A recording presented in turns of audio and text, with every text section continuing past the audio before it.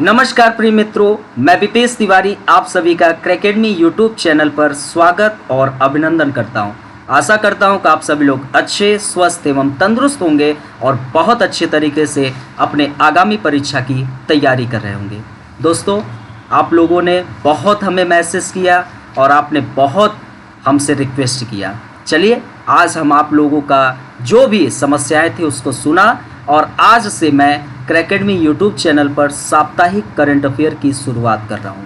दोस्तों, अब आपका क्या कार्य है? आपका सिर्फ कार्य है कि अधिक से अधिक वीडियो को लाइक, शेयर एंड सब्सक्राइब करें और वीडियो अच्छे लगे तो आप कमेंट करना बिल्कुल भी ना भूलें, क्योंकि मैं जितने भी हर मंथ में प्रत्येक वीक जितने भी इंपॉर्टेंट करंट अफेयर है मैं आपको सब कुछ इसमें इनपुट करूंगा। और दोस्तों, साथ में पीडीएफ भी आपको दूंगा, क्योंकि आप डिस्क्रिप्शन बॉक्स में जाना, वहां पर आपको क्रैकेडमी का एक ऐप दिखेगा, आप उस ऐप को डाउनलोड कर लीजिएगा। दूसरी चीज़, एक आपको ग्रुप मिलेगा, टेलीग्राम ग्रुप, आप वहां पर ज्वाइन हो जाइएगा ताकि मैं जो भी पीडीएफ हो वहां पर मैं दे दूं और आप सभी लोग पीडीएफ ले लें। जो भी ग्रुप से नहीं जुड़े हैं वो मुझे मैसेज कर दीजिएगा, हम आपको लिंक वहां पर भी शेयर कर देंगे। तो चलिए दोस्तों, मैं टॉपिक को स्टार्ट करने से पहले कुछ इन्फॉर्मेशन दे देता हूं और फिर मैं टॉपिक को प्रारंभ करता हूं। तो इन्फॉर्मेशन नंबर 1 कि दोस्तों, आपका क्रैकेडमी पर एक समाजशास्त्र वैकल्पिक विषय का नया बैच प्रारंभ हो चुका है। आप जितना जल्दी हो सके एडमिशन ले लीजिए, जिसकी फीस 16,999 रुपये है। लेकिन आप दोस्तों 15 जून के पहले एडमिशन लेते हैं तो 3,000 रुपये का ऑफ मिलेगा। और दोस्तों, यदि आपको समाजशास्त्र से संबंधित कोई समस्या, कोई उसके विषय वस्तु संबंधी कोई जानकारी लेना हो या फ्री काउंसलिंग कराना हो तो आप 8004020005 पर कॉल करिए, सारी समस्याओं का समाधान पाएंगे। तो दोस्तों, अब आते हैं साप्ताहिक करंट अफेयर में, लेकिन उसके पहले 2 इन्फॉर्मेशन ध्यान रखना। क्रैकेडमी ऐप को डाउनलोड कर लीजिएगा, डिस्क्रिप्शन बॉक्स में उसका लिंक आपको मिल जाएगा। दूसरा इन्फॉर्मेशन कि एक मैं ग्रुप का लिंक दूंगा टेलीग्राम का, आप वहां से जुड़ जाएंगे तो जो भी पीडीएफ रहेंगे आपको वहां पर मैं भेज दूं और आप डाउनलोड करके आप अच्छे तरीके से तैयार कर सकें। चलिए दोस्तों, सफल व्यक्ति कोई काम अलग से नहीं करता है, बल्कि प्रत्येक कार्य अलग ढंग से करता है, तभी वो सफल व्यक्ति कहलाता है। और दोस्तों, एक इंपॉर्टेंट चीज, सफल व्यक्ति जो होता है वह समस्याओं को बताता नहीं है, वो संभावनाएं जताता है कि मैं इस कार्य को कर सकता हूं। असफल व्यक्ति हमेशा समस्याओं को बताता है। आप समस्याओं को न बताएं, संभावनाओं को जताएं कि हम यह कार्य कर सकते हैं। तो चलिए शुरुआत करते हैं इस करंट अफेयर को। चलिए, तो फर्स्ट करंट अफेयर जो आपका चर्चा के विषय में रहा, कुतुब मीनार। आप लोग समाचार पत्र अगर पढ़ रहे होंगे, घर में न्यूज़पेपर आता होगा और बाकी कुछ देखे होंगे, कट्टर जो भी धर्म के प्रति होते हैं तो अपने स्टेटस में लगाए हुए हैं कि कुतुब मीनार से संबंधित। तो कुतुब मीनार से संबंधित स्टेटस आप ना देखो, इससे संबंधित महत्वपूर्ण क्या तथ्य है वो हमें समझना है, राइट। तो आइए कुतुब मीनार से संबंधित क्या इंपॉर्टेंट है वो जानते हैं। तो ये चर्चा में क्यों आया? तो हाल ही में भारतीय पुरातत्व सर्वेक्षण ने कुतुब मीनार परिसर में 27 मंदिरों की बहाली के लिए दायर याचिका का विरोध किया है। कितने मंदिरों? 27। और किसने विरोध किया? भारतीय पुरातत्व सर्वेक्षण ने। तो दोस्तों, आपके लिए कुतुब मीनार से संबंधित जो इंपॉर्टेंट तथ्य है वो तो जानना जरूरी हो ही गया है, प्लस भारतीय पुरातत्व सर्वेक्षण भी जानना जरूरी है। अब इसने प्राचीन स्मारक और पुरातत्व स्थल और अवशेष अधिनियम 1958 पर एक बहस को भी जन्म दिया है। तो हमारे लिए ये भी जानना है कि आखिरकार ये अधिनियम 1958 क्या है। तो चलिए स्टार्ट करते हैं। पहले कुतुब मीनार के बारे में जानते हैं क्या है। तो दोस्तों, कुतुब मीनार के विषय में यह जानते हैं कि यह 73 मीटर ऊंची एक मीनार है। इसका निर्माण कुतुबुद्दीन ऐबक द्वारा 1193 में स्टार्टिंग कराया गया था। आपका मध्यकालीन जो भारत है यहीं से शुरुआत भी होता है। इस मीनार में 5 अलग अलग मंजिल आपको देखने को मिलेगा, है ना। 5 अलग अलग मंजिल, जिसमें आपको अभी मैं बताऊंगा कि प्रथम 3 मंजिल किससे बना हुआ है और चौथा 5वां मंजिल। आधार पर 15 मीटर व्यास से शीर्ष पर केवल 2.5 मीटर का टेपर है। ओके, पहले 3 मंजिल जो है वो लाल बलुआ पत्थर से बनी है। जो 5 मंजिल कुतुब मीनार आप देख रहे हो, इसका पहला 3 मंजिल लाल बलुआ पत्थर से बनी है, जबकि चौथी और 5वीं मंजिल संगमरमर और बलुआ पत्थर से बनी है। टावर के तल पर कुव्वत उल इस्लाम मस्जिद है। टावर के अगर तल पर जाएंगे तो कुव्वत उल इस्लाम मस्जिद है, जो भारत में बनने वाली सबसे पहली मस्जिद कही जाती है। इसके पूर्वी द्वार पर एक शिलालेख सूचित करता है, इसके पूर्वी द्वार पर जो ईस्ट में इसका जो द्वार है, वहां के एक शिलालेख यह बताता है कि इसे 27 हिंदू मंदिरों को ध्वस्त करने से प्राप्त सामग्री से बनाया गया था। मंदिर के प्रांगण में एक 7 मीटर ऊंचा लौह स्तंभ भी है। ठीक है, दिल्ली के पहले मुस्लिम शासक कुतुबुद्दीन ऐबक ने कुतुब मीनार का निर्माण कार्य शुरू कराया था, लेकिन वह केवल तहखाने को ही पूरा कर सका था। केवल तहखाने, मतलब कि अगर कोई पूछे कि जो कुतुब मीनार है उसका संपूर्ण निर्माण कार्य कुतुबुद्दीन ऐबक कराया था, तो नहीं, इनके उत्तराधिकारी थे इल्तुतमिश। इन्होंने 3 और मंजिल जोड़ी। इसके बाद 1368 में फिरोज शाह तुगलक ने 5वीं और आखिरी मंजिल का निर्माण किया था। तो ये चीज आप अपने जानकारी में रखिए। अब आते हैं यहाँ पर, वो जो आपको मैंने दिखाया था, चर्चा का कारण बना था 1958। तो आइए इसको जानते हैं। तो पूरा नाम है इसका प्राचीन स्मारक और पुरातत्व स्थल और अवशेष अधिनियम। ठीक है, इसको 1958 अर्थात कि the ancient movements and archaeological sites and remains act 1958। तो यह एक्ट जो है प्राचीन और ऐतिहासिक स्मारकों और पुरातात्विक स्थलों और राष्ट्रीय महत्व के अवशेषों के संरक्षण का प्रावधान करता है। राइट दोस्तों, तो ये चीज ध्यान रखना। ये जो 1958 का एक्ट है, यह जो एक्ट है, यह प्राचीन और ऐतिहासिक जो स्मारक है, जिसको हम लोग देखने जाते हैं, जो टूरिस्ट के रूप में भी इसका बड़ा योगदान होता है। तो प्राचीन और ऐतिहासिक स्मारकों और पुरातात्विक स्थलों और राष्ट्रीय महत्व के जो अवशेष हैं, उनके संरक्षण का यही प्रावधान करता है। यह पुरातात्विक उत्खनन का नियमन और मूर्तियों, नक्काशी एवं अन्य वस्तुओं को संरक्षण भी प्रदान करता है। यह अधिनियम एक निषिद्ध क्षेत्र अर्थात एक संरक्षित स्मारक के आसपास 100 मीटर का क्षेत्र में निर्माण को प्रतिबंधित भी करता है। याद रखना, बहुत इंपॉर्टेंट लाइन है ये, लाइन सबसे इंपॉर्टेंट लाइन मैं मानता हूं। ठीक है, तो यह अधिनियम एक निषिद्ध क्षेत्र का मतलब क्या है? तो एक संरक्षित स्मारक के आसपास 100 मीटर का क्षेत्र। ठीक है, एक संरक्षित स्मारक के आसपास 100 मीटर, यहां पे कोई भी निर्माण को प्रतिबंधित करता है। यह ऐसे निषिद्ध क्षेत्रों में निर्माणों की अनुमति नहीं देता है, भले वह सार्वजनिक उद्देश्य के लिए ही क्यों ना हो, नहीं देगा।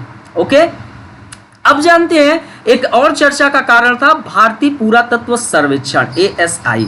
तो यह पुरातात्विक अनुसंधान और राष्ट्र की सांस्कृतिक विरासत के संरक्षण के लिए बहुत इंपॉर्टेंट ऑर्गेनाइजेशन है।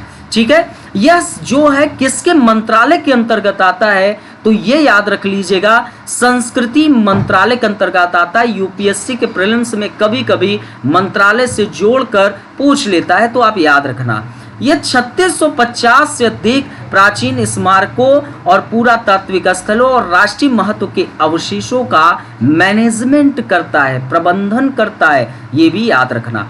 आइए आपके दूसरे करंट अफेयर 1 तारीख को आपके सत्येंद्र नाथ टैगोर बड़े चर्चा में रहे दोस्तों, और ये आपके जानकारी के लिए ये भी जरूरी है कि आप क्यों इनको जानो, क्योंकि आप सिविल की तैयारी कर रहे हो ना, उस वक्त जिस वक्त सिविल सर्विसेज सबसे कठिन एग्जाम में से एक माना जाता था और आपके सत्येंद्र नाथ टैगोर ने फाइट किया था, और दोस्तों इनसे आज सीख कर आप भी फाइट करना सीखो, है ना, तभी तो आप आगे इस राष्ट्र के कर्णधार के रूप में क्या कार्य करेंगे, आगे आएंगे। चलिए, सत्येंद्र नाथ टैगोर को हम लोग जानते हैं। तो क्या हुआ कि 1 जून को प्रसिद्ध विद्वान और भारतीय सिविल सेवा में शामिल होने वाले पहले भारतीय सत्येंद्र नाथ टैगोर की जयंती है। ठीक है, तो यह एक लेखक भी थे, साथ ही साथ एक संगीतकार भी थे। इन्होंने भारतीय महिलाओं के उद्धार में बहुत महत्वपूर्ण योगदान दिया, है ना। उस वक्त महिलाओं की स्थिति जो थी वो बड़ी दयनीय स्थिति थी, जो आज वर्तमान में देख रहे हैं। उस वक्त कितनी समस्याएं विद्यमान थी ये आप लोग खुद ही परिचित हैं। उस वक्त सती प्रथा, पर्दा प्रथा आप लोग देखते होंगे, सब विद्यमान थे। तो इनका जन्म 1842 में जोरोशांको में हुआ था और इन्होंने प्रेसिडेंसी कॉलेज से अपने शिक्षा दीक्षा का कार्य किया। तो ये रविन्द्रनाथ टैगोर को आप जानते होंगे, गीतांजलि से आप देखिए टैगोर साहब फेमस हैं और आप लोग जानते होंगे। तो रविन्द्रनाथ टैगोर के बड़े भ्राता श्री सत्येंद्र नाथ टैगोर जी हैं। सत्येंद्र नाथ टैगोर ने जीवन भर ब्रह्म समाज के आदर्शों का ही प्रचार किया। तो ये ध्यान रखना, ब्रह्म समाज के संस्थापक कौन है आप लोग कमेंट में बता दीजिएगा, कमेंट बॉक्स में बता दीजिएगा कि ब्रह्म समाज के संस्थापक कौन थे। तो ये कलकत्ता में हिंदू मेला, ये याद रखिएगा। आपको देखो यूपीएससी का इस बार का अगर जो प्रीलिम्स एग्जाम दिए होंगे तो यूपीएससी एक नया ट्रेंड स्टार्ट किया है मिलान करने का। तो आप याद रखिएगा कि आपको हिंदू मेला की स्थापना में शामिल सत्येंद्र नाथ टैगोर जी थे। वह आदि ब्रह्म समाज में सक्रिय थे और 1907 में इसके अध्यक्ष और आचार्य के रूप में धार्मिक मार्गदर्शक बने। इन्होंने बंगाली और अंग्रेजी भाषा में कई पुस्तकों की रचना की। इसके अलावा इन्होंने कई संस्कृत रचनाओं का बंगाली में अनुवाद भी किया। 9 जनवरी 1923 में इस महापुरुष का अंत हो गया, निधन हो गया और हम सब को छोड़कर ये चले गए। प्रमुख तथ्य को जानते हैं जो आपके प्रीलिम्स के दृष्टिकोण से महत्वपूर्ण है। तो ईस्ट इंडिया कंपनी के लिए सिविल सेवकों को कंपनी के निदेशकों द्वारा नामित किया जाता था और फिर भारत भेजा जाता था। भारत में योग्यता आधारित आधुनिक सिविल सेवा की अवधारणा 1854 में शुरू हुई थी। 1854 में लंदन में एक सिविल सेवा आयोग की स्थापना हुई और 1855 में ये कंपटीशन का एग्जाम स्टार्ट होता है। इसके लिए जो अधिकतम आयु थी वो 23 वर्ष थी और मिनिमम जो एज थी वो 18 वर्ष 18 वर्ष की थी। पाठ्यक्रम को जो है बड़े अच्छे तरीके से डिजाइन किया गया था कि यूरोपीय क्लासिक्स का अंकों में प्रमुख हिस्सा था। यूरोपीय क्लासिक्स, ये ध्यान रखना, ठीक है। अब आते हैं बीवीआर मिसाइलों के लिए समझौता। तो ये सब चीजें आप लोग ध्यान रखिएगा प्रमुख तथ्य को। आइए अब जानते हैं आगे का। बीवीआर मिसाइलों के लिए समझौता, ये तीसरा करंट अफेयर चर्चा में रहा है इस वीक। तो आइए जानते हैं। तो रक्षा मंत्रालय ने हाल ही में भारत डायनेमिक्स लिमिटेड के साथ एक अनुबंध पर हस्ताक्षर किए, ठीक है। जो आपका डिफेंस रक्षा मंत्रालय है उसने अभी हाल ही में भारत डायनेमिक्स लिमिटेड के साथ एक अनुबंध पर हस्ताक्षर किए। ये जो समझौता था स्वदेशी रूप से विकसित आपका अस्त्र MK1, ये स्वदेशी रूप से विकसित मिसाइल है, याद रखना, ठीक है। तो अस्त्र MK1 beyond visual range BVR, ठीक है। तो मिसाइलों और संबंधित उपकरणों की आपूर्ति के लिए किया गया है ये कॉन्ट्रैक्ट जो समझौता है। इस सौदे का लागत जो है वो 20,971 करोड़ रुपए है। इन्हें भारतीय वायुसेना और नौसेना के लिए, याद रखना, आपसे पूछ सकता है एग्जाम में। तो BVR मिसाइल भारतीय वायुसेना, नौसेना, थल सेना के लिए नहीं बनाया गया है, ध्यान रखना। इसकी लागत भी ध्यान रखना, आपको एग्जाम के दृष्टिकोण से महत्वपूर्ण है। गौरतलब है कि अभी तक इस प्रकार की मिसाइल को स्वदेशी तरीके से तैयार करने के लिए तकनीकी उपलब्ध नहीं थी। तो अभी तक उपलब्ध नहीं थी तो प्रीलिम से कहेगा कि आओ मैं उपलब्ध कराता हूं आपके एग्जाम के लिए। तो ऐसे प्रश्न पूछते हैं। यह परियोजना बीडीएल में बुनियादी ढांचे और परीक्षण सुविधाओं के विकास के लिए उत्प्रेरक के रूप में वर्क करेगी। अब यहाँ पर ये देखा कि अस्त्र MK1 चर्चा में था, beyond visual range BVR missile. तो इसके विषय में जान लेते हैं कि क्या है। तो पहली चीज, ये हवा से हवा में मार करने वाला मिसाइल है। आप कभी शक्तिमान देखते होंगे तो उसमें देखते होंगे तमराज के विस का और शक्तिमान से जब लड़ाई होती है तो हवा हवा में बड़ी फाइटिंग होते हुए आप देखे होंगे बचपन में। तो ऐसे ही कुछ हमारे वैज्ञानिकों ने शक्तिमान देखकर कुछ ऐसे चीज़ों को डेवलप किया कि हवा से हवा में मार करने की कोई मिसाइल हो। तो अस्त्र MK1 हवा से हवा में मार करने वाली मिसाइल है। इसे रक्षा अनुसंधान एवं विकास संगठन DRDO, आप हमेशा नाम सुने होंगे, इसके द्वारा डिजाइन और विकसित किया गया है। यह पूरी तरीके से Su-3 MK1 लड़ाकू विमान पर एकीकृत है। इसकी जो मारक क्षमता है वो 100 किलोमीटर से अधिक है।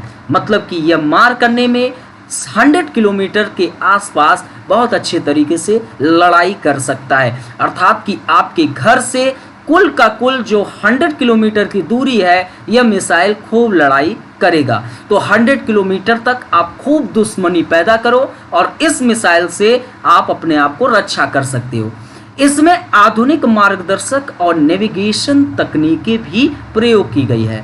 यह लड़ाकू विमानों को विस्तृत रेंज प्रदान करता है। यह मिसाइल जो है बिना दुश्मन की नज़रों में आए, मतलब कि आप 100 किलोमीटर तक दुश्मनी पैदा कर रहे हैं और आप किसी भी प्रकार से दुश्मन की नज़र में नहीं आएंगे और उसको बिल्कुल मारने में सक्षम हो जाएंगे। इसका जो उद्देश्य है, उच्च गतिशीलता और सुपरसोनिक गति के साथ हवाई लक्ष्यों को संलग्न करना और नष्ट करना है। इसकी उन्नत वायु युद्ध क्षमताएं इसे कई उच्च प्रदर्शन लक्ष्यों को निशाना बनाने में सक्षम बनाती है। आइए चलते हैं चौथे करंट की ओर। बहुत इंपॉर्टेंट करंट अफेयर है। इस वीक चर्चा का विषय था ओमिक्रॉन के चलते जीडीपी हुई धीमी। तो आइए देखते हैं कैसे धीमी हुई, क्या चीजें हुई। आइए, तो ओमिक्रॉन देश की आर्थिक वृद्धि पर खासा प्रभाव देखने को मिला। ओमिक्रॉन का देश के इकोनॉमिक ग्रोथ पर इसका इफेक्ट दिखा, राइट। तो राष्ट्रीय सांख्यिकी कार्यालय NSO, नेशनल स्टैटिक ऑफिस, इसके द्वारा अभी एक आंकड़ा जारी हुआ और इसके मुताबिक जो वित्त वर्ष है 2021 एंड 22, इसमें भारत की जीडीपी 8.7% की वृद्धि हुई, राइट, ये ध्यान रखना।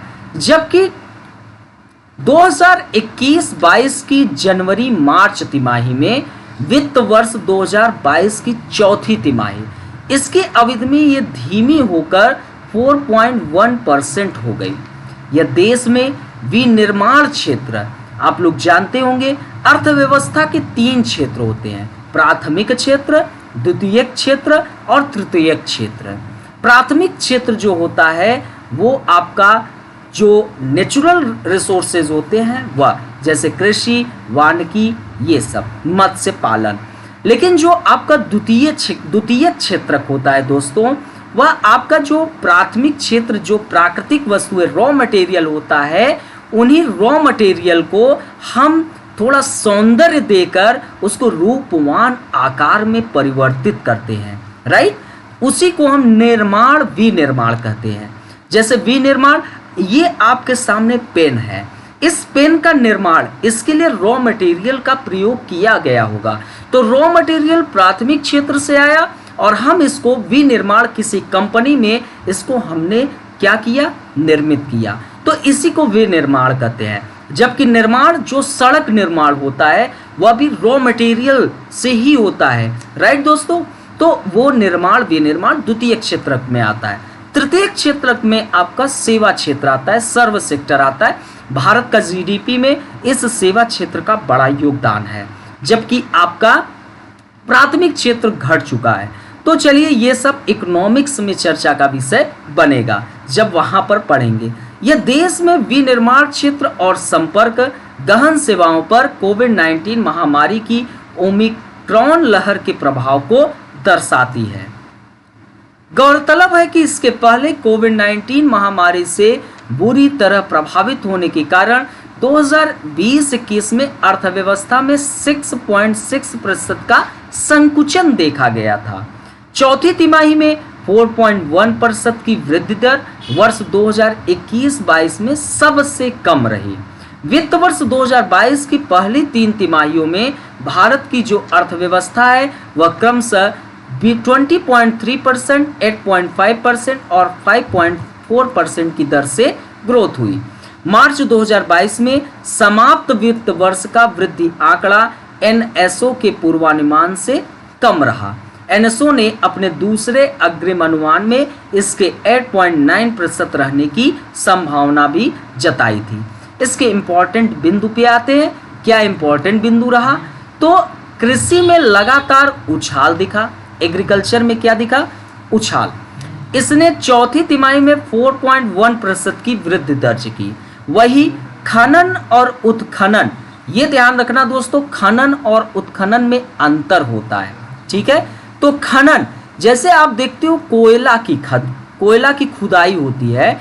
जब हम अत्यधिक गहराई में खुदाई करते हैं तो उसको खनन कहते हैं। लेकिन जब भू परपटी पर हम खुदाई करते हैं, जैसे बालू, आप गंगा स्नान करने जाते होते हैं तो वहां पर बालू खनन माफिया को देखते होंगे, तो वो भू परपटी से खुदाई होती है तो उसको उत्खनन कहते हैं। तो खनन एवं उत्खनन और निर्माण क्षेत्रों में क्रमशः 6.7% और 2.0% की वृद्धि हुई। 8 प्रमुख क्षेत्रों में विनिर्माण एकमात्र क्षेत्र था जिसने जनवरी मार्च तिमाही में 0.2% संकुचन दर्ज किया। आंकड़ों के अनुसार ट्रेड, होटल और परिवहन को छोड़कर अर्थव्यवस्था के सभी क्षेत्रों ने वित्त वर्ष 2022 में कोविड पूर्व के वर्ष 2020 के स्तर से उच्च रिकवरी भी देखने को मिला। जो मुख्य आर्थिक सलाहकार के मुताबिक अर्थव्यवस्था की विकास गति बरकरार है। हालांकि रूस यूक्रेन की युद्ध का भी प्रभाव देखने को मिला। आप देखे होंगे रसिया यूक्रेन का बहुत ही खतरनाक युद्ध अभी चल भी रहा है। तो इस युद्ध की जारी रहने और विकसित देशों द्वारा मौद्रिक नीतियों को कड़ा करने के चलते चुनौती भी बनी, ठीक है। आइए 5वें करंट अफेयर की ओर चलते हैं। बीमा योजनाओं के प्रीमियम में इजाफा देखने को मिला और अब आते हैं चर्चा में क्यों रहा। तो जो आपका गवर्नमेंट है, तो सरकार द्वारा प्रमुख बीमा योजनाओं पीएमजेजेबीवाई, पीएमएसबीवाई के लिए दी जाने वाली प्रीमियम राशि को बढ़ा दिया गया है। प्रधानमंत्री जीवन ज्योति बीमा योजना और प्रधानमंत्री सुरक्षा बीमा योजना, जो आप देखते हैं पीएमजेजेबीवाई, तो प्रधानमंत्री जीवन ज्योति बीमा योजना, जो आप देखते हैं पीएमएसबीवाई, तो प्रधानमंत्री सुरक्षा बीमा योजना। दोनों योजनाओं की शुरुआत के बाद से प्रीमियम दरों में ये फर्स्ट अमेंडमेंट है, प्रथम संशोधन है। इस निर्णय का मकसद क्या है? तो इन योजनाओं को आर्थिक रूप से व्यवहार्य बनाना ये जरूरी है। तो प्रीमियम में बदलाव, तो पीएमएसबीवाई के लिए वार्षिक प्रीमियम बढ़ाकर अब ₹20 कर दिया गया है, जो कि पहले सिर्फ ₹12 था, तो ये याद रख लेना। और पीएमजेजेबीवाई की प्रीमियम दर सालाना आपका ₹330 से बढ़ाकर ₹436 कर दी गई। ये दोनों आप अपने स्मरण में रखिए, बादाम खाकर खूब दिमाग तेज करिए। नई प्रीमियम दरें 1 जून 2022 से प्रभावी है। आपका 1 जून 2022 से प्रभावी हो चुका है, ये भी ध्यान रखना। प्रतिशत के मामले में पीएमजेजेबीवाई के प्रीमियम में 32% की, जबकि पीएमएसबीवाई के लिए 67% की वृद्धि की गई है, याद रख लीजिए। नई संशोधित दरें अन्य निजी बीमा कंपनियों को भी योजनाओं को लागू करने के लिए आगे आने के लिए प्रोत्साहित करेगी। गौरतलब है कि 31 मार्च 2022 तक पीएमजेजेबीवाई और पीएमएसबीवाई के तहत नामांकित सक्रिय ग्राहकों की संख्या क्रमशः 6.4 करोड़ और 22 करोड़ थी। याद रखिए, कोविड-19 के दौरान इन योजनाओं के माध्यम से लाभों के प्रसारण की बारीकी से निगरानी की गई और प्रक्रियाओं को सरल बनाने आदि संबंधी कई उपाय भी किए गए। तो अब हम जान लेते हैं थोड़ा बहुत, इन दोनों योजना की शुरुआत 2015 में हुई है, ध्यान रखना। अब हम थोड़ा बहुत PMJJBY और PMSBY के विषय में जान लेते हैं, क्योंकि प्रीलिम्स में इससे भी प्रश्न शुरू होता है। तो दोनों की शुरुआत 2015 में हुआ, तो याद कर लीजिएगा। अब PMJJBY क्या है? तो बैंक या डाकघर खाता रखने वाले 18 से 50 वर्ष के आयु वर्ग के व्यक्ति इसके पात्र होंगे। ठीक है, तो ध्यान रखिए, इसके तहत किसी भी कारणवश बीमाकृत व्यक्ति की डेथ हो गई तो उसके मामले में रुपए 2 लाख का जीवन बीमा कवर दिया जाता है। ये ध्यान रखना। जीवन सुरक्षा 1 जून से 31 मई तक की 1 वर्ष की समयावधि के लिए है और यह नवीकरणीय है, ये भी याद रखिएगा। ठीक है, PMSBY के विषय में जान लेते हैं। तो यहाँ पर आप देखे होंगे इसके पात्र कौन है, तो 18 से 50 वर्ष। लेकिन यहाँ पर बैंक या डाकघर खाता रखने वाले 18 से 70 वर्ष के आयु वर्ग के लोग इसके पात्र होंगे। यह दुर्घटना मृत्यु होने या पूर्ण विकलांगता के लिए 2 लाख का कवर प्रदान करती है, जबकि आंशिक अस्थायी विकलांगता के लिए 1 लाख रुपए का बीमा कवर दिया जाता है। दोनों ही योजनाओं में प्रीमियम ऑटो डेबिट किया जाता है। आप लोगों को कैसा सारा चीज मटेरियल ठीक है ना? चलिए, छठवां करंट अफेयर आपके लिए इंपॉर्टेंट, हर घर दस्तक 2.0 अभियान। आइए जानते हैं क्या है हर घर दस्तक 2.0 अभियान। क्या आपके घर तक पहुंच? चलिए जानते हैं क्या है। तो हर घर दस्तक 2.0 अभियान आज यानी 1 जून 2022 से शुरू हुआ, तो कैसे तुरंत पहुंच जाएगा? आइए, अभी स्टार्ट हुआ है। तो 2 महीने तक चलने वाला यह अभियान 1 जून से 31 जुलाई 2022 तक लागू किया जाएगा। यह इस अभियान का दूसरा संस्करण है। इसका मकसद डोर टू डोर अभियान के जरिए कोविड खुराक के पात्र जनसंख्या समूहों को कवर कर उनका टीकाकरण करना है। गौरतलब है कि हर घर दस्तक अभियान की शुरुआत 2021 में की गई थी। इसके कुछ इंपॉर्टेंट बिंदु जानते हैं। तो वृद्धाश्रमों, स्कूलों, कॉलेजों आदि के लिए अभियानों के जरिए डोर टू डोर ड्राइव पर फोकस करना। 12 से 18 वर्ष की आयु के बच्चों के लिए टीकाकरण कवरेज प्रदान करता है। 18 से 59 वर्ष आयु वर्ग के लिए एहतियाती खुराक के प्रशासन तंत्र की नियमित आधार पर समीक्षा करना। गौरतलब है कि यह मिशन इंद्रधनुष की सफल रणनीति से प्रेरित है। मिशन इंद्रधनुष का उद्देश्य 2 साल तक के बच्चों और जो गर्भवती महिलाओं उनके लिए सभी उपलब्ध टीकों के साथ पूर्ण टीकाकरण सुनिश्चित करना है। टीकाकरण बहुत जरूरी है, आप लोग देखिए कितना ये आवश्यक है, ये पता है। तो नेशनल कोविड-19 वैक्सीनेशन ड्राइव के विषय में कुछ जानते हैं। तो इसके तहत बेहतरीन प्रदर्शन देखा गया। अब तक देश भर में 193.57 करोड़ खुराकें दी जा चुकी हैं। 15 वर्ष से अधिक आयु के सभी व्यक्तियों में से 96.3% ने कम से कम एक खुराक प्राप्त की है। यह वायरस 2006 और 2011 में क्रमशः अलापुझा और एर्नाकुलम में सामने आया था, तो याद कर लीजिए। आइए 7वें करंट अफेयर की ओर चलते हैं। आपके इंपॉर्टेंट है वेस्ट नाइल वायरस। आइए इसे जानते हैं, वेस्ट नाइल वायरस क्या है। तो चर्चा में क्यों रहा ये जान लेते हैं। तो सिंपल तरीके से जानिए कि केरल के त्रिशूर में एक 47 वर्ष की व्यक्ति की मृत्यु नाइल वायरस के कारण हुई, तो इसी कारण चर्चा में हुआ। यह वायरस 2006 और 2011 में क्रमशः अलापुझा और एर्नाकुलम में सामने आया था। तो 2 बार आपको अलापुझा और एर्नाकुलम से परिचय हुआ। कहीं आपका प्रेम तो नहीं है, ध्यान रखिएगा, याद कर लीजिए। वेस्ट नाइल वायरस WNV, इसके बारे में जानते हैं क्या है। तो यह एक मच्छर जनित सिंगल स्ट्रेन RNA वायरस है। यह फ्लैवी वायरस जीनस का सदस्य है, मेंबर्स है। यह फ्लैविरिडे परिवार के जापानी इंसेफेलाइट्स एंटीजेनिक कॉम्प्लेक्स से संबंधित है। क्या याद रखना है आपको वेस्ट नाइल वायरस के विषय में? तो वेस्ट नाइल वायरस WNV तो मच्छर जनित सिंगल स्ट्रेन RNA वायरस है। यह फ्लैवी वायरस जीनस का एक मेंबर्स है, सदस्य है। यह फ्लैविरिडे परिवार के जापानी इंसेफेलाइटिस एंटीजेनिक कॉम्प्लेक्स से संबंधित है। इसके बारे में कुछ जान लेते हैं। तो WNV आमतौर पर वेस्ट नाइल वायरस अफ्रीका, यूरोप, मध्य पूर्वी, उत्तरी अमेरिका और पश्चिमी एशिया यहाँ पर पाया जाता है। इससे मनुष्य, घोड़े एवं अन्य स्तनधारी भी संक्रमित हो सकते हैं। मतलब अकेले मानव ही इससे संक्रमित नहीं हो सकता है, मानव के अलावा घोड़े एवं अन्य स्तनधारी भी संक्रमित हो सकते हैं।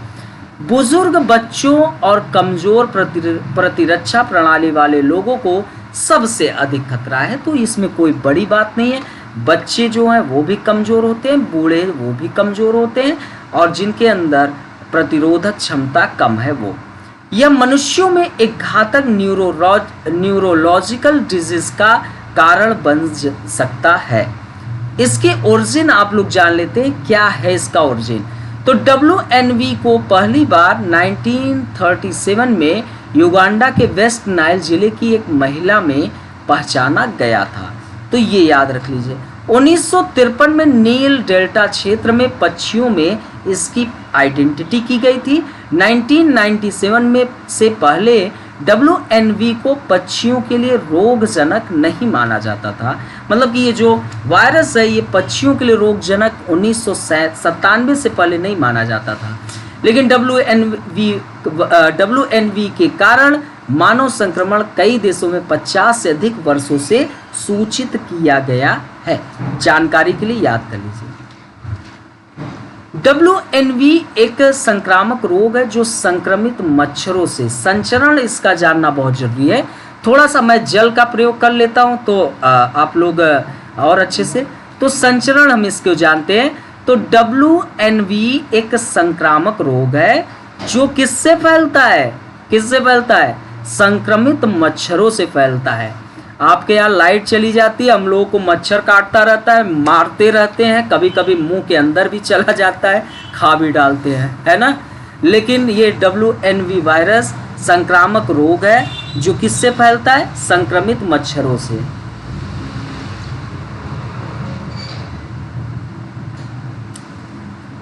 ठीक है। तो यह संक्रमित क्यूलेक्स मच्छर के काटने से पक्षियों से मनुष्यों में फैलता है। ठीक है, ध्यान रखिएगा।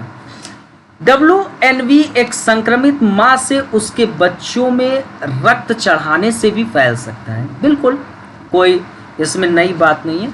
यह पक्षियों सहित संक्रमित जानवरों को खाने से नहीं फैलता है। अच्छा, संचरण आज तक आकस्मिक संपर्क के माध्यम से WNV के किसी भी मानव से मानव संचरण का दस्तावेजीकरण नहीं किया गया है कि ये मानव से मानव में। यह जीका, डेंगू और येलो फीवर वायरस से संबंधित है। ठीक है। लक्षण, आप लक्षण जान लीजिए। तो लगभग 80% जो संक्रमित लोग देखने को मिले तो उनमें यह रोग एसिम्प्टोमेटिक होता है। ठीक है। बाकी 20% मामलों में बुखार होगा, सर में पेन होगा, आप बहुत थके थके से लगेंगे, बॉडी में पेन होगा, ग्रंथियों में सूजन आदि इसके लक्षण हैं। गंभीर संक्रमण से इंसेफेलाइटिस, मेनिंजाइटिस, लकवा और यहाँ तक कि डेथ भी हो सकती है ना।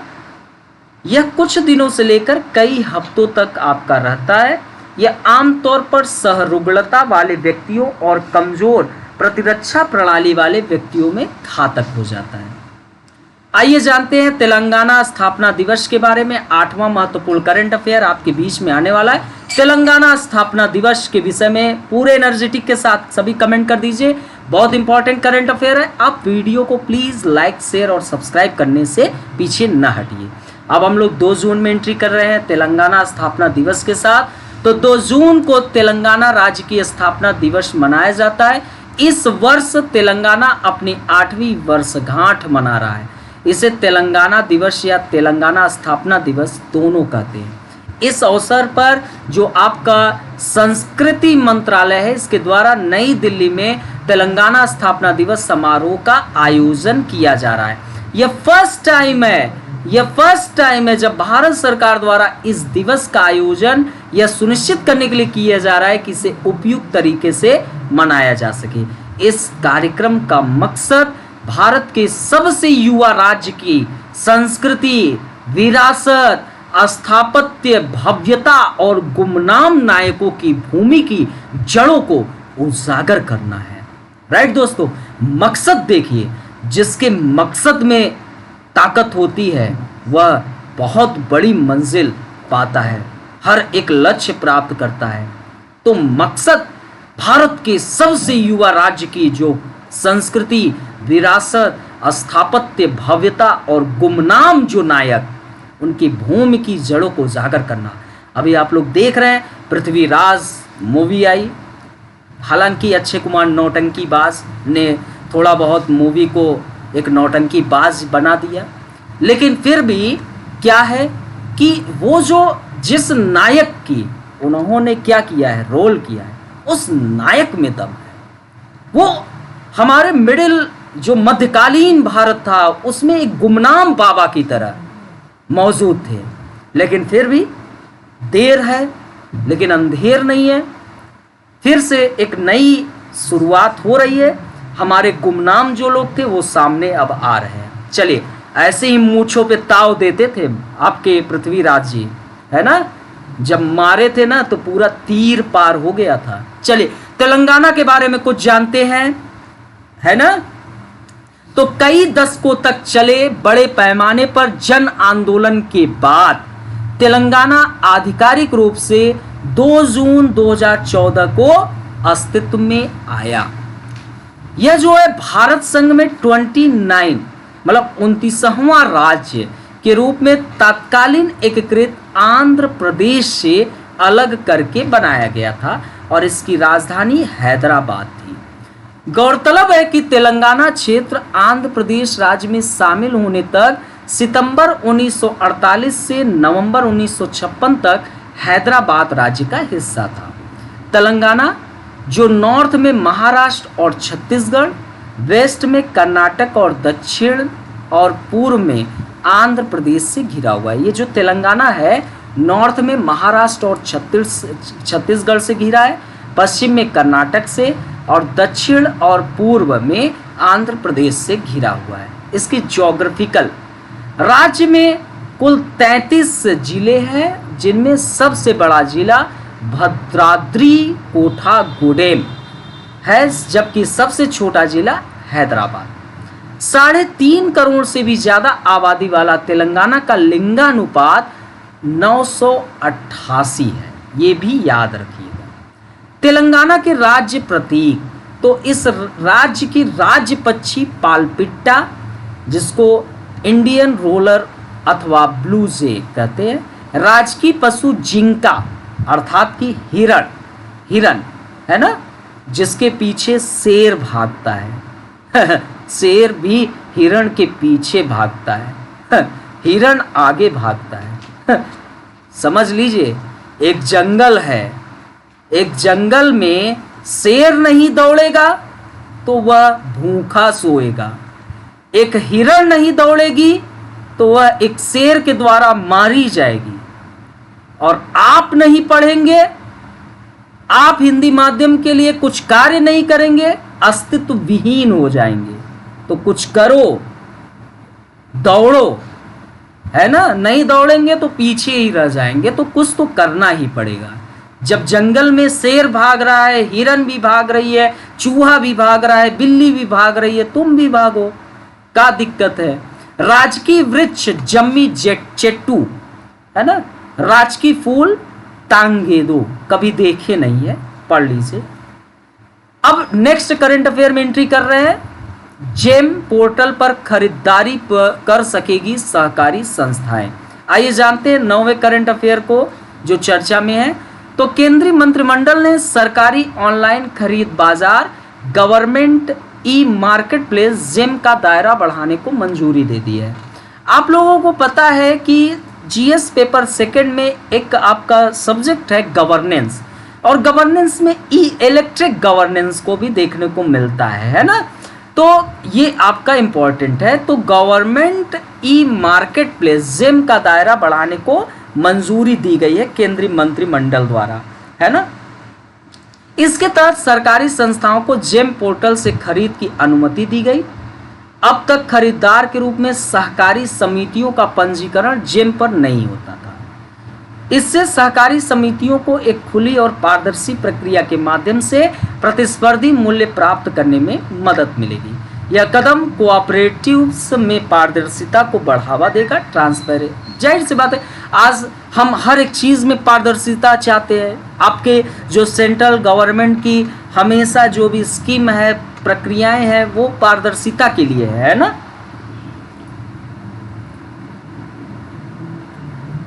तो जेम सहकारी समितियों के लिए ये एक समर्पित ऑनबोर्डिंग प्रक्रिया प्रदान करेगा। इसके अलावा जेम के माध्यम से खरीद से लोगों को आर्थिक रूप से लाभ भी होगा, प्रॉफिट होगा, और सहकारी समितियों की विश्वसनीयता भी बढ़ेगी, ग्रोथ होगी। जेम पर शामिल होने वाली सहकारी समितियों की मान्य सूची जेम स्पेशल पर्पस व्हीकल के परामर्श से सहकारिता मंत्रालय द्वारा तय की जाएगी। गौरतलब है कि इससे 8.5 लाख सहकारी समितियों से जुड़े 27 करोड़ लोगों को इसका बेनिफिट होगा। इससे सूक्ष्म और मध्यम लघु उद्योगों को खरीदार मिलेंगे और यह वोकल फॉर वोकल और आत्मनिर्भर भारत को बढ़ावा देगा। ये याद रखिएगा, वोकल फॉर वोकल और आत्मनिर्भर भारत को बढ़ावा देगा, और प्लस सूक्ष्म और मध्यम लघु उद्योगों को खरीदार भी मिलेंगे। बता दें कि जेम ने अब तक सरकारी विभागों, मंत्रालयों, पीएसयू को एमएसएमई और अन्य उद्यमों और वस्तुओं और सेवाओं की खरीद की अनुमति भी दी। जेम के विषय में जान लेते हैं क्या है। तो इसे वाणिज्य और उद्योग मंत्रालय, कौन, वाणिज्य और उद्योग मंत्रालय द्वारा 9 अगस्त 2016 को लॉन्च किया गया।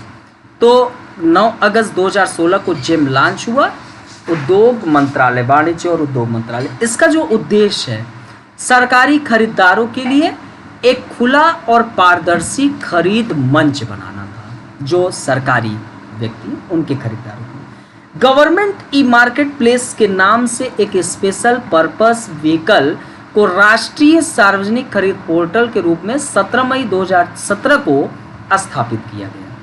यह सुनिश्चित करेगा कि जेम पर खरीदारों के रूप में कोऑपरेटिव्स को शामिल करने की गति तय करते समय जेम प्रणाली की तकनीक क्षमता और लॉजिस्टिक्स को भी ध्यान में रखा जाए। वर्तमान में मंच सभी सरकारी खरीदारों द्वारा खरीद के लिए खुला है, ओपन है। आपूर्तिकर्ता जो विक्रेता सभी वर्गों, सरकारी या निजी से हो सकते हैं। आइए 10वां करंट अफेयर जो इंपॉर्टेंट रहता है, जहां समझाना है समझा देंगे आपको। इंपॉर्टेंट करंट अफेयर जो इस वीक में है वही रखा हुआ है। खूब आप शेयर सब्सक्राइब चैनल को कराइए, ठीक है। करंट अफेयर नंबर 10, खबरों में विंडफॉल टैक्स। आइए जानते हैं विंडफॉल टैक्स क्या है। तो सभी लोग जानते हैं, चलिए जानते हैं खबरों में विंडफॉल टैक्स। कच्चे तेलों की कीमत लगातार बढ़ रही है, आप लोगों के जेब का बोझ भी बढ़ता जा रहा है। आप लोग देखते होंगे टिकटॉक, तमाम प्रकार के जो कॉमेडी चैनल हैं, तो वहाँ पे देखते होंगे कुछ लोग पेट्रोल पंप पे जाते हैं और 2 बूंद क्या डलवाते हैं, पेट्रोल, और उसकी कीमत लाखों रुपए। हालांकि अभी ऐसी नौबत नहीं आई है। तो कच्चे तेलों की कीमत मार्केट में लगातार बढ़ रही थी और अब भी बढ़ रही है, लोगों की जेब पर बोझ भी बढ़ रहा है। तो ऐसे में विंडफॉल टैक्स बड़ा सुर्खियों में आ गया। एक्चुअली मेन बात क्या थी, गवर्नमेंट जो है वह तेल और गैस दिग्गज कंपनियों पर विंडफॉल टैक्स लगाना पर विचार कर रही है। तो यह पहली बार नहीं है कि जो फर्स्ट टाइम है जब भारत इस प्रकार के अप्रत्याशित कर पर विचार कर रहा है। इससे पहले नीति निर्माताओं द्वारा 2008 और 2018 में भी इस पर विचार किया गया था, हालांकि यह अमल में नहीं आ सका था। आइए जानते हैं विंडफॉल टैक्स क्या है। तो यह एक अप्रत्याशित कर है, टैक्स है, जो एक कंपनी पर सरकार द्वारा एक मुश्त तौर पर लगाया जाता है। दरअसल जब तेल की कीमतें एक निश्चित स्तर को पार कर जाती है तो उन पर यह कर लगाया जा सकता है। इस नए कर को 25% ऊर्जा लाभ लेवी के रूप में वर्णित किया गया है। इससे सरकार के वित्त को बढ़ावा मिलने के साथ ही कमजोर वर्ग को बड़े पैमाने पर इन्फ्लेशन से बचाने हेतु फंड के प्रयासों में भी हेल्प मिलती है। यह कर उन कंपनियों पर लगाया जाता है जिन्हें किसी अप्रत्याशित घटना के चलते लाभ मिला है। अब लाभ मिला है तो कुछ टैक्स चुका हो, यानी उत्पादकों की बिक्री में क्या हुआ है, वृद्धि हुआ है, तो यह उन्हीं कंपनियों पर लगाया जाता है। जैसे एग्जाम्पल के तौर पर यूक्रेन पर रूस के आक्रमण के कारण ऊर्जा की कीमतों में वैश्विक उछाल से ऊर्जा कंपनी को मुनाफा हुआ। तो भाई आपका मुनाफा हुआ है तो लो टैक्स, लग गई टैक्स। तो गौरतलब है कि इसी तरह के प्रस्ताव पर कई देशों में चर्चा की जा चुकी है और इसे लागू भी किया जा चुका है। हाल ही में यूनाइटेड किंगडम ने वित्तीय बोझ को कम करने के लिए ऊर्जा कंपनियों पर 25% लेवी की घोषणा की। इसके अलावा इटली और हंगरी जैसे कुछ अन्य देशों ने भी यह टैक्स लगाया है। गौरतलब है कि उत्तरी सागर में काम करने वाली तेल और गैस फर्मों पर अन्य फर्मों की अपेक्षा अलग कर लगाया जाता है। बता दें कि भारत की ऊर्जा कंपनियों ने अप्रैल में 2.47 मिलियन टन कच्चे तेल का उत्पादन किया, जबकि पिछले साल इसी महीने में 2.5 मिलियन टन कच्चे तेल का उत्पादन हुआ था। तो ध्यान रखिए। आइए खबरों में HIMARS करंट अफेयर नंबर 11। इस वीक का जो चर्चित करंट अफेयर वह नंबर 11। आइए जानते हैं, नाम सुना है आपने? नाम तो सुना ही होगा। तो खबरों में हिमार्स। तो हाल ही में संयुक्त राज्य अमेरिका ने यूक्रेन को उन्नत मिसाइल सिस्टम भेजने की घोषणा की। यह नया हथियार HIMARS multiple launch rocket system है। यूक्रेनियों द्वारा इन प्रणालियों का इस्तेमाल यूक्रेनी क्षेत्र पर रूसी बढ़त को पीछे हटाने के लिए किया जाएगा, लेकिन इनका उपयोग रूस के खिलाफ नहीं किया जाएगा। गौरतलब है कि अमेरिका पहले भी इन हथियारों का इस्तेमाल इराकी बलों के खिलाफ ऑपरेशन डेजर्ट स्टार्म के दौरान कर चुका है। आइए कुछ जानते हैं HIMARS के विषय में, यहां पर कर लीजिए, ठीक है। तो अमेरिका निर्मित high mobility artillery rocket system के नाम से इसको हम जानते हैं। यह एक मल्टीपल लॉन्च रॉकेट सिस्टम या MLRS है। यह कई सटीक निर्देशित मिसाइलों को लॉन्च भी कर सकता है। यह 80 किलोमीटर 50 मील दूरी तक वाले लक्ष्यों को भेदने में सक्षम है, भेद देता है। यह पहिए वाले ट्रक पर आधारित है जो काफ़ी हल्का भी है। यह ऑन और ऑफ रोड दोनों जगह तेजी से आगे बढ़ने में भी सक्षम है। इसे मिनटों में पूरी तरह से लोड किया जा सकता है। ज्ञातव्य है कि रूस द्वारा आक्रमण शुरू करने के बाद विशेष रूप से फरवरी में यूक्रेन को व्यापक अमेरिकी सैन्य सहायता भी मिली है। आइए current affair number 12, the Asia university ranking 2022। आइए जानते हैं क्या है। हाल ही में टाइम्स और higher education Asia university ranking 2022 जारी किया गया। 2022 की इस रैंकिंग में 31 देशों और क्षेत्रों के 616 विश्वविद्यालय शामिल हैं।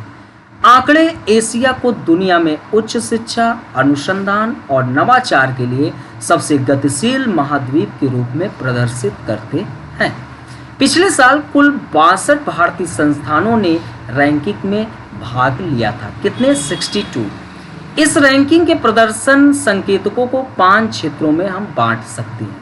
तो शिक्षण, शोध, उद्धरण, इंटरनेशनल आउटलुक, उद्योग, आय, ये 5 क्षेत्र है। आइए जानते हैं एशिया यूनिवर्सिटी रैंकिंग 2022।